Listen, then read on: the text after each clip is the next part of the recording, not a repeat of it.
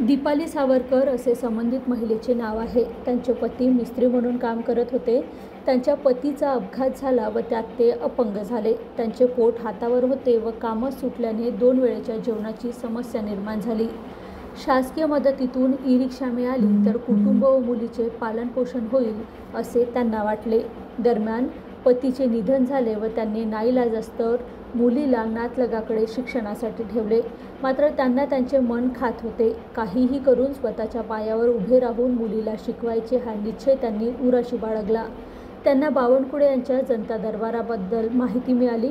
11 मे रोजी त्यांनी कोराडी येथे जाऊन बावनकुळे यांची भेट घेतली व आपबीती सांगितली. बावनकुळे यांनी त्यांची कहाणी ऐकून अस्वस्थ झाले. त्यांनी दुसऱ्याच दिवशी त्यांना व मुलीला बोलवले. त्यांनी अचानक दीपाली यांच्या हाती ई-रिक्षाची चाबी दिली व ते पाहून त्यांच्या डोळ्यात अश्रू आले. त्यांनी मुलीच्या शिक्षणाची देखील जबाबदारी घेत असल्याचे सांगत अस्वस्थ केले. बावनकुळे यांच्यातील संवेदनशीलता पाहून दीपाली भारावून गेल्या होत्या.